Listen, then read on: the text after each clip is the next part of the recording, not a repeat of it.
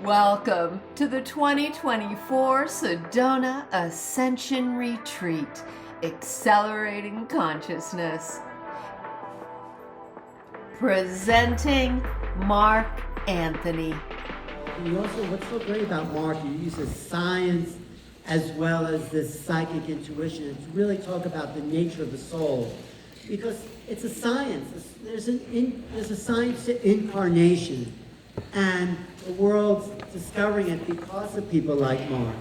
He's Oxford educated, practiced law in Florida, Washington, and actually had practiced a case in front of the Supreme Court.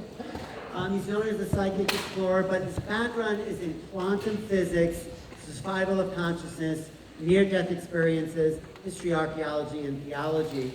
So he's also on the national worldwide television show. Do you know Mark? If you don't know him, you're in for a real treat. So he is a fantastic person who's able to talk from both sides, the mystical and the scientific, and we need these bridges. Let's give Mark a big hand. Yeah.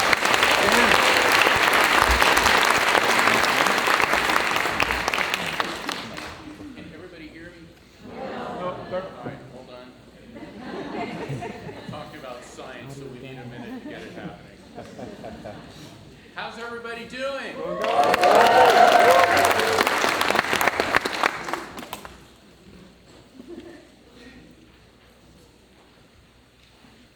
Testing. Oh, there we go. Welcome, everyone, to the Sedona Ascension Retreat. I'm Mark Anthony, and this is the Science of Spirit Contact and Interdimensional Communication. Spirit contact is part of the human experience. Since the dawn of recorded history, there have been accounts of contact with the other side and contact with spirits. And these come in different ways. They can come through visitations, after-death communication. How many people here have had a dream where a deceased loved one has talked to them, and it feels different than a regular dream? Or you feel that your loved one may be looking at you in your peripheral vision, right? How many of you have experienced that? Sometimes this contact is through a medium like myself. Other times, the contact may occur in a near-death experience, where you die temporarily, go into the light, and encounter deceased loved ones who have passed. It can also occur in deathbed visions and shared death experiences. But despite thousands of years of documentation, spirit contact has been dismissed as fantasy or feared as supernatural and paranormal. But the question remains, is spirit contact a question of faith or science? Based on my life as a psychic medium, my research working with Afterlife and survival of consciousness scientists, the answer is both, because there's the common denominator of light. Every great faith describes the divine in terms of light, whether it's the Hindu tradition of the light of Vishnu, Brahma, and Krishna and Shiva as lighting the world, through Moses encountering the burning bush, through Buddha saying this is the way to the light, through Jesus saying my teachings are the light, Native American spirituality, Islam, the religions of the Pacific, of animistic Africa and pre-Columbian South America, all the religions talk about the divine in terms of light. And the great Islamic scholar Rumi said, the lamps may be different, but the light is the same. This brings us to the 18th century science superstar of the Enlightenment, Sir Isaac Newton. Now, Newton was an interesting character, and while quarantined during the plague of 1665, and he was not a plague denier, he actually invented calculus. He developed the laws of optics and explored the laws of gravity. So, to the chagrin of every high school and college student, the plague of 1665 has inflicted on you calculus. Okay, but this brings us to the side effect of Newton's life, which is Newtonian reductionist materialism. And reductive means that physical matter is made of molecules, which in turn are made of atoms, and that materialism, the only thing that exists, can be proven to exist as matter, that everything is a mix of matter and energy operating according to physical laws. Reality is what is observable and quantifiable. The supernatural does not exist, neither does spirits, the afterlife, or God. Now, this is the side effect. This is what happened in the wake of Newton's life. But then this brings me to what I call the Newton paradox. Because when we look at Sir Isaac Newton himself, he believed in God, but he did not believe in the existence of the soul or of an afterlife. That is a paradox. And for the guy who invented calculus and essentially physics, he spent more time studying the Bible, looking for encrypted and hidden mystical messages than he did studying science. But then Newton said, atheism is so senseless. When I look at the solar system, I see the Earth at the right distance from the sun to receive the proper amounts of heat and light. This did not happen by chance. Life as we know it depends on light. The light of the sun is converted into nutrients through the process of photosynthesis. We eat plants and we eat animals who eat plants. So every form of life and the sustenance of life on Earth starts with light. If it weren't for light, we'd just be Earth would be a frozen chunk of ice floating through space. We know from the laws of thermodynamics in physics that light is electromagnetic energy, and energy is neither created nor destroyed, only transferred from one form to another. Then this brings us to Albert Einstein and the dawn of quantum physics. E equals mc squared. Look, it took Einstein an entire lifetime just to get that into a book. I'm giving you the kindergartner's understanding. Essentially, there's a relationship between matter, mass, energy, and that mass and energy are related and can be transferred from one to the other. And Einstein actually said that matter is energy, energy is light, we are all light beings. How many of you ever thought, maybe when you're in the bathroom and you're shaving or getting ready or whatever, that you caught a glimpse of a spirit in a mirror? How many people? Come on. Come on, this is the Sedona Ascension, retreat. No one's gonna think you're nuts, all right? How many of you have ever felt that you saw a spirit in your peripheral vision, right? And then you turn and the spirit vanishes. How many? Come on. All right, see, lots of you. Have you ever tried to look at a comet directly, but you can't see it properly unless you observe it through your peripheral vision? The reason for all of this is due to the structure of the human eye. Inside of the retina, there are cones and rods, and cones are for daylight vision. And we have 3 different types of cones. They detect red, green, and blue light, and the cones are for daytime vision. They give you color, they give you details. But the rods, which are on the periphery of the retina, are able to detect light. And that's why when you see a spirit in your peripheral vision and you turn and you think the spirit vanishes, the spirit didn't. It's just that you're shifting from cones to rods, and you're going from seeing gray and shadows to details. And that's why throughout the centuries, ghosts have always been depicted as shadowy, transparent, gray and white, is because that's how people have perceived them. And astronomers have developed the technique known as averted vision. Averted vision is where you observe something like a comet with your peripheral vision. Why? Because that's nighttime vision. And you're using your rods instead of the cones in your eyes so that you're able to see the details. And here in Sedona, I know, I've been here during the blood moon and it's really cool, and I know how you guys are, and you're gonna go out and look at it. Now when you see a comet, try to observe it in your peripheral vision and you'll get a much better image of the comet. The electromagnetic spectrum encompasses many different forms of energy: radio waves, microwaves, infrared, ultraviolet, X-rays, gamma rays. See, in this area is the visible light spectrum. So, if you envision the EM spectrum as a yardstick, we can see roughly about a 1/4 inch of what's on there. And the thing is, that's because of the cones in our eyes, the red, blue, and green cones. So we're only able to physically perceive a very small fraction of the electromagnetic energy that's out there. However, a hummingbird has additional cones in its eyes, which enable the hummingbird to see ultraviolet light, which is invisible to the human eye. But there's a type of person known as a tetrachromat. And tetrachromats are capable of seeing, they have a 4th cone in their eye, a yellow-green cone, which allows them to see a whole part of the spectrum invisible to the quote-unquote normal eye.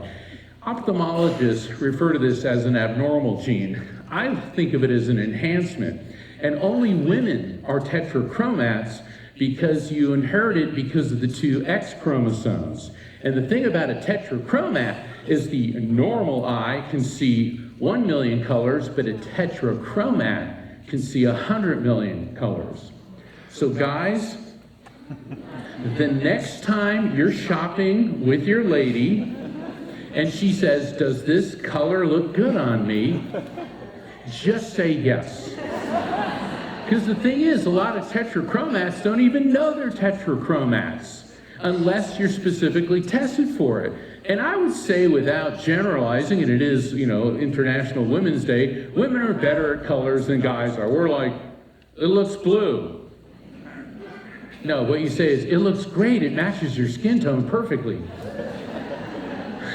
Everything is made of molecules, which in turn are made of atoms, which in turn are made of electrons, protons, and neutrons. You have no idea how hard it was for me to get the electron to circle the protons and the neutrons, and those in turn are made of the smallest particle of electromagnetic energy, which is a quantum, and that's where we get the word quantum physics.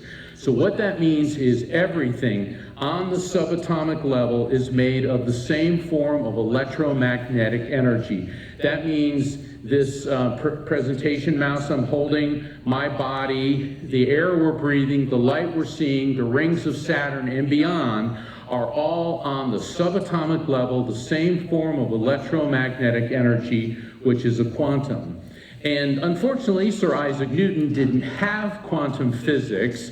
So with respect to our Newtonian reductionist materialist friends, he did not realize that everything was matter and energy, which includes light, that are composed of quanta that are particles of electromagnetic energy. So everything from the subatomic level on up vibrates. Everything, everybody in here, the seat's vibrating, the light we're seeing is vibrating, you're vibrating, but everything vibrates at different frequencies. Neuroscience is the study of the human brain. And the brain is a carbon-12 and salt resonator floating in water. It has an electromagnetic field. It's only 2% of the body's weight, yet the brain consumes over 20% of the body's energy. The most energy-consuming organ is the heart, and we really want it to consume energy because it's a pump. But the brain, once again, only 2% of the body's weight, but uses such a huge amount of electrical energy. Traditional neuroscience claims that consciousness is the result of chemical reactions and electrical impulses. However, they're completely unable to explain how. So what are we? Think of your body as a car, okay? You didn't create the car, you have the car, you get in the car, you drive around, when the car's done, you get out of it and move on. And some people have really hot cars. And you look at that car and say, wow, I'd really like to hop on that car. And others of us, well, not so much. We are not these bodies. We are in these bodies.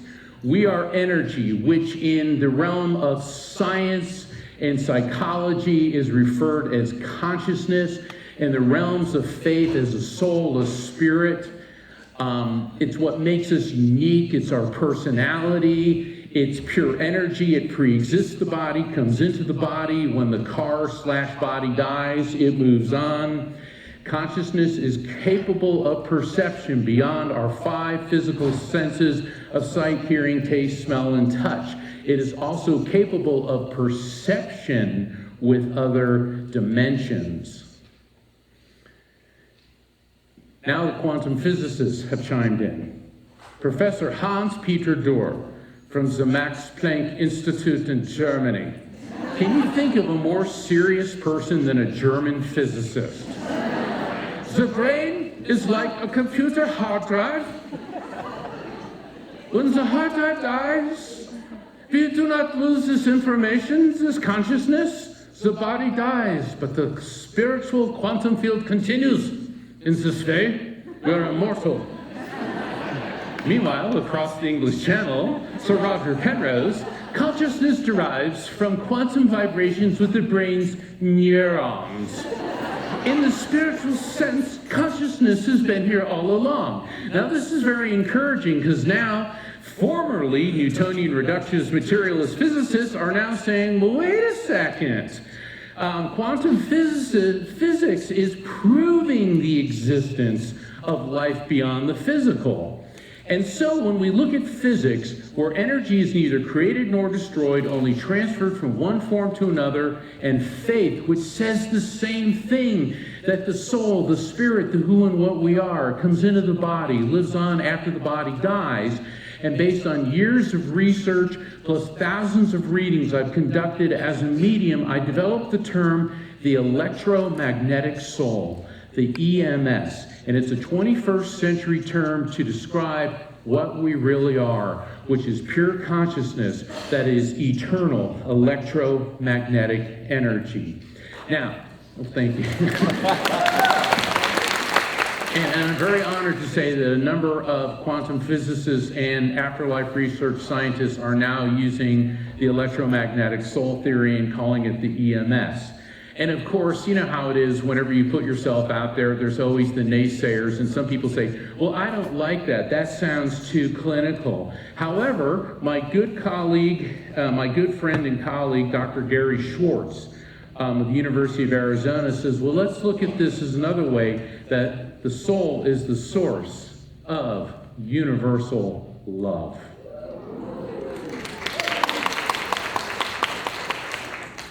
The brain has 5 different main frequencies: gamma, beta, alpha, theta, and delta. Gamma, that's like when you're on Final Jeopardy, you're doing the calculus that Newton invented, and you're just cranking your brain running at full throttle. Then there's beta. That's the activities for daily living, hopefully what pretty much everybody in here is. You can tie your shoes, balance your checkbook, and drive a car, hopefully. Alpha, I call alpha the groovy baby state. All right, now you're in Sedona, so you guys definitely know what that is. And alpha, no, but alpha is important because it's like when we begin to relax, it's the meditative state. Then there's theta. Theta is dreamful sleep. Delta, very little brainwave activity, but delta is important. That's where you heal, that's where you regenerate cells. But it is on the alpha-theta border, which is around 8 hertz, where psychic and mediumistic activity occur. That is why those of you who've had the dreams where a deceased loved one comes and talks to you, that's because that's happening around 8 hertz. For some reason, people like me and my fellow mediums, we can go from the beta to alpha theta state within seconds. Usually it takes hours in the dream state. This is some of the things I discuss in my book, The Afterlife Frequency. So why not just use technology like EEG or QEEG to, identify the EMS? Well, these are great diagnostic tools, but they may not be sensitive enough to identify the EMS, much less tune into the other side, what I call the afterlife frequency. But Professor Shelley Joy has said it is entirely feasible that there are frequencies so sensitive they're beyond our technology to detect. However, I can always remember this case because it happened on 2/22/22 in Tartu, Estonia. An 87-year-old man started having epileptic seizures, rushed to the hospital, an EEG, electroencephalogram, to measure his brainwave frequencies. That's standard protocol.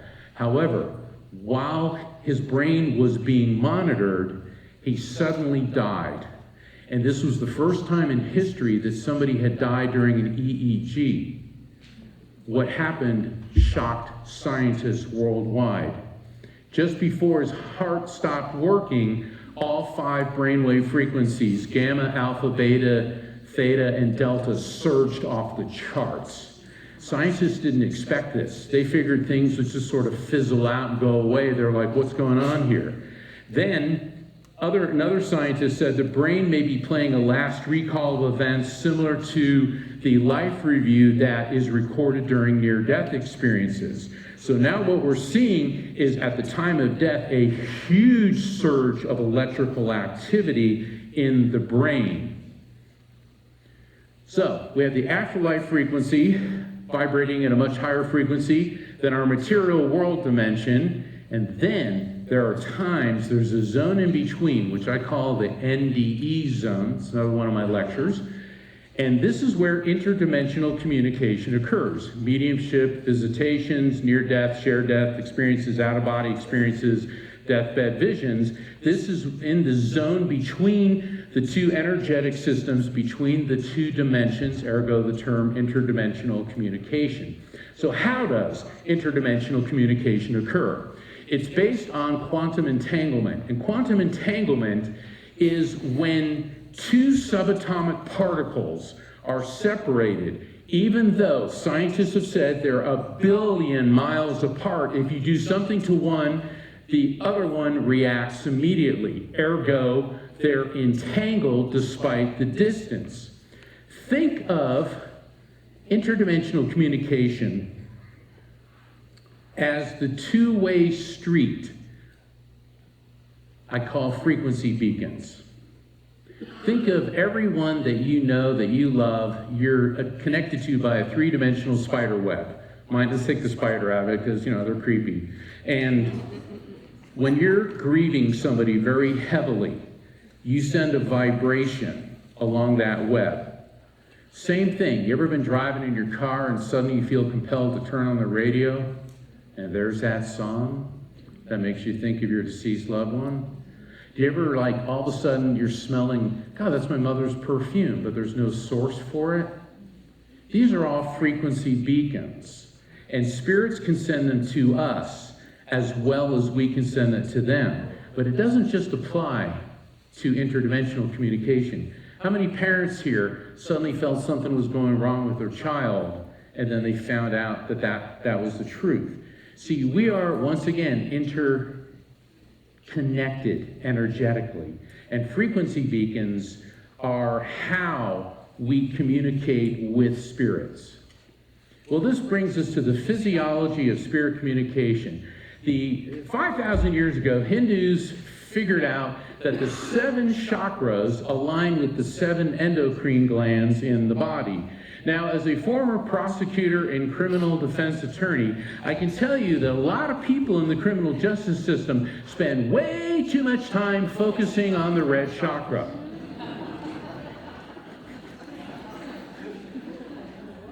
I know this is a G-rated event, but come on, However, we have 2 endocrine glands that are very heavily involved with spirit communication. The pineal gland, which is the proverbial third eye chakra, and the solar plexus, which is just below the rib cage. And the pineal gland is the most studied and yet most mysterious gland in the body.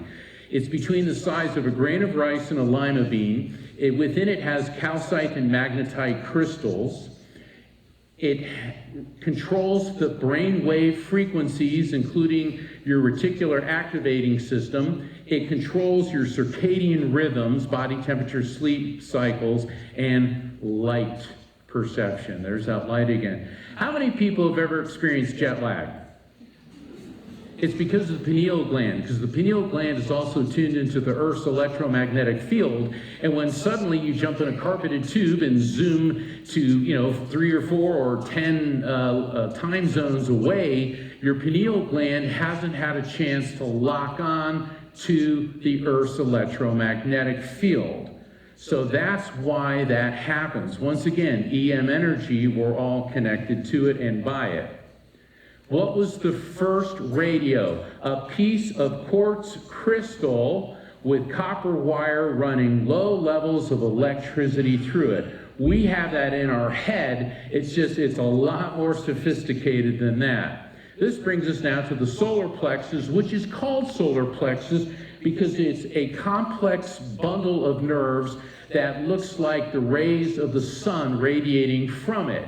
And there's a link between a gut feeling and intuitive knowledge. Now, every guy here, I'm sure you're connected to a woman who has women's intuition, right? Yes. Hello? Energy, the spirits are on the other side. You guys are here. All right. Well, women are better at this because they will acknowledge their feelings. All right, guys, we have to call it gut feeling. All right, because that's more Chris Pratt and Harrison Ford and Denzel, all right? And we have gut feeling. My dad was a Navy SEAL, and he taught me you rely on your gut feeling. That's because we're feeling it. You see, the pineal gland in the brain is where you receive the data, the auditory, the visual messages, the data, but the emotional, the fear, the potential danger is where it's received by the solar plexus. And as you can see, the solar plexus is a collection and bundle of nerves that intertwines in a central location of the abdomen. Outside of the cerebral cortex in the brain is the most complex bundle of nerves in the body.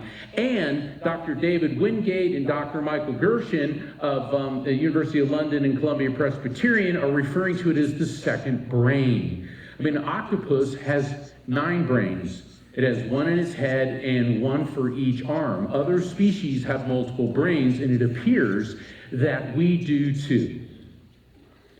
Now, mediums, we're kind of like a cell phone.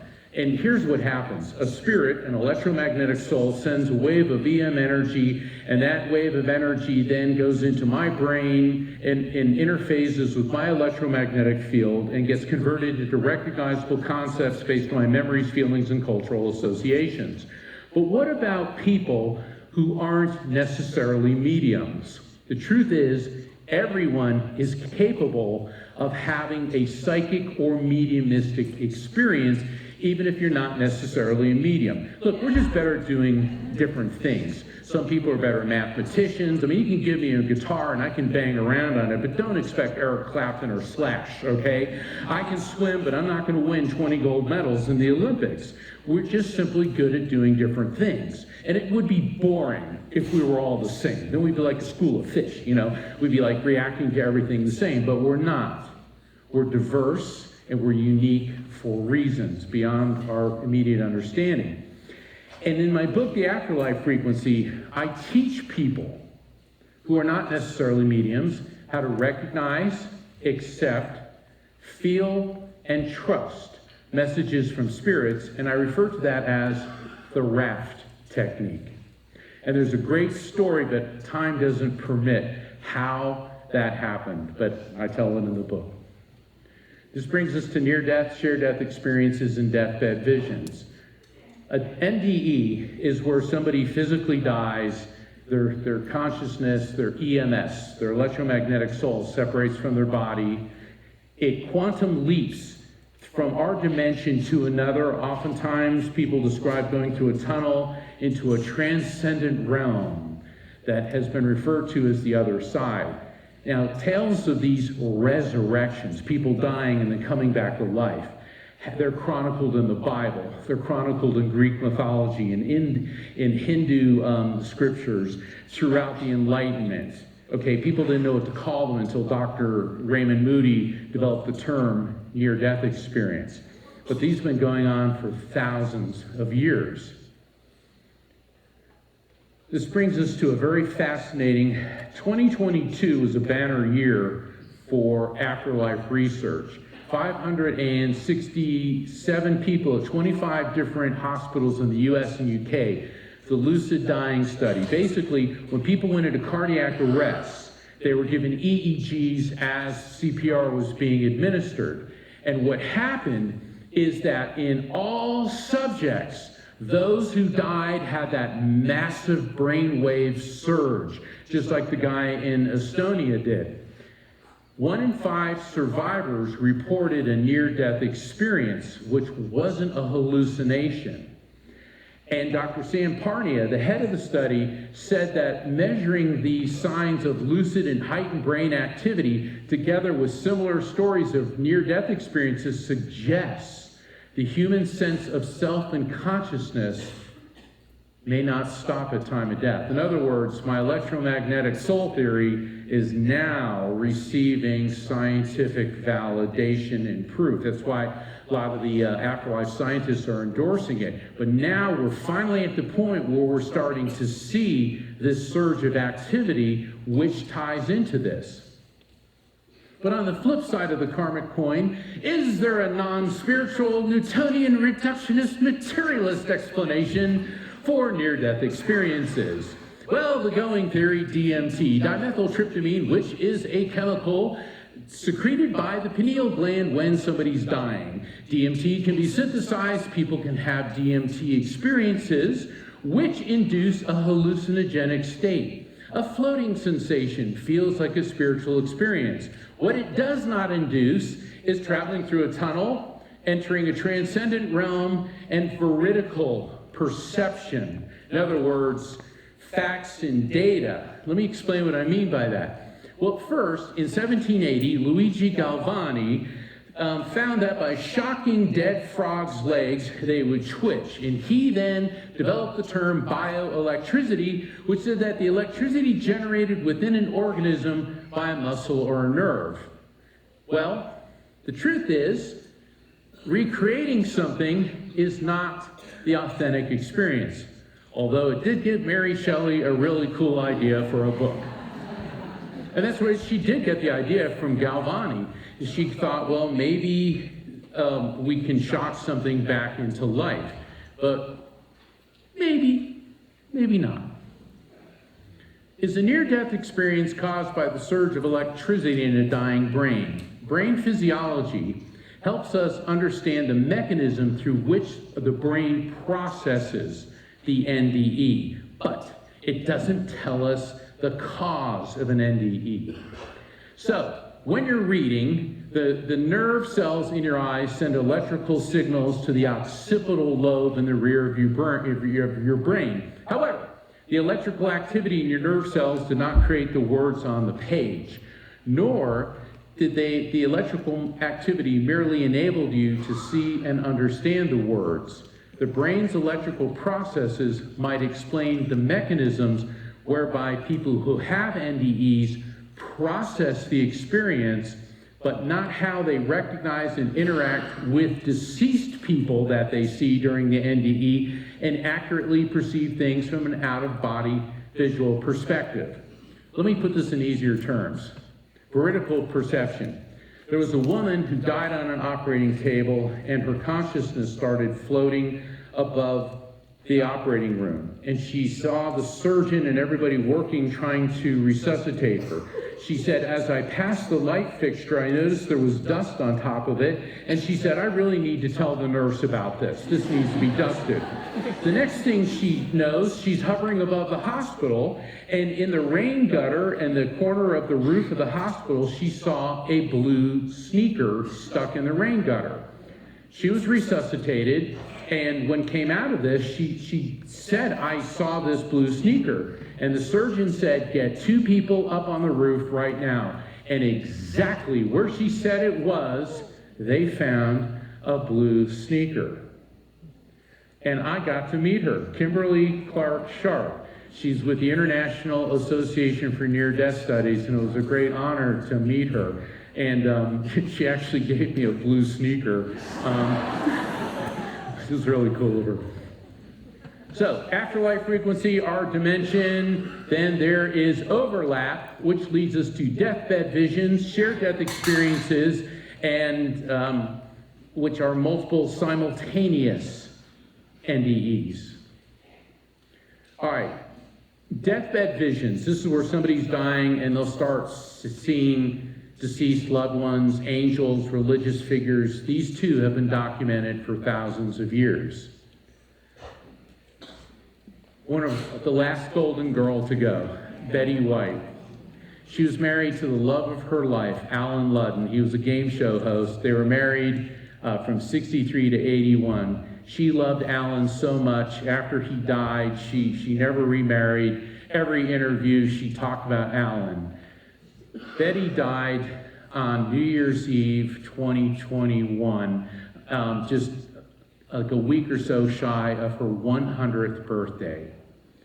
Before she died, her caretaker and actress Vicki Lawrence, who played Mama or Mama on Mama's Family, I watched it on TV Land, they said that Betty looked up, smiled, and said, "Alan," and died. Steve Jobs, his family said that just before he died, he kept saying, "Oh wow, oh wow, oh wow." Then, George Floyd. I'm not trying to play politics or any social commentary, but as a near-death experience researcher, I watched the film of him dying several times, and I think this may be the most heavily documented and observed near-deathbed vision in history. He said, "Mama, I'm through." I researched his background, very close to his mother who predeceased him. And the look on his face, even though, everything was going on, appeared he was recognizing her. A shared death experience, that's when people in close proximity, doctors, nurses, healthcare providers, family members, and friends, they'll see a transparent replica of the dying person leave the body. They'll describe a feeling of their own body rising to the light. They'll hear beautiful music. They will see apparitions of the dead person's deceased loved ones, a brilliant light filling the room at the time of death. Dr. Raymond Moody, this is part of his research. I've been at the bedside of a number of people who have died. I've seen all of this. And the really fascinating part is people who are not mediums were seeing it too. Why does this happen? Well, there's an overlap between a deathbed vision and shared death experiences, because people are seeing deceased loved ones, and then people in close proximity who are not mediums see them as well. Here we go. The afterlife frequency, that's the other dimension. We have an electromagnetic soul in transition. The brain's no longer, it's degrading. It's no longer able to contain the energy of the electromagnetic soul. People in close proximity, your electromagnetic souls start overlapping with the frequency of the EMS of the dying person. That's why you'll see spirits in the room. People say, "Oh my God, there's Aunt Dottie." I had somebody say that, and they started seeing the loved ones.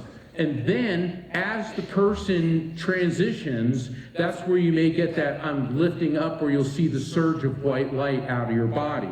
None of this is hocus pocus or magic. This is all provable through science, and we're now proving it. Is communication with spirits possible through technology? Thomas Edison was working on the spirit phone. My friend and colleague, Dr. Gary Schwartz, is developing the soul phone. Pretty cool stuff. Love to tell you about it. Had to sign a non-disclosure agreement. Can't. At least not yet. And then this brings me to the best friend I ever had, Billy. We met when we were 11 years old. We went through junior high, high school, college together. After college, he went to Asia to teach English to Japanese executives. I went to law school. This is us in Japan at Kinkakuji, the Golden Temple. He was my brother. I mean, I just love the guy. How do you find a friend like that in life? You're lucky if you get one. And he was an Irish Catholic, I'm an Italian Catholic, except he was an atheist. And he'd say, "But I don't get that whole psychic thing you do."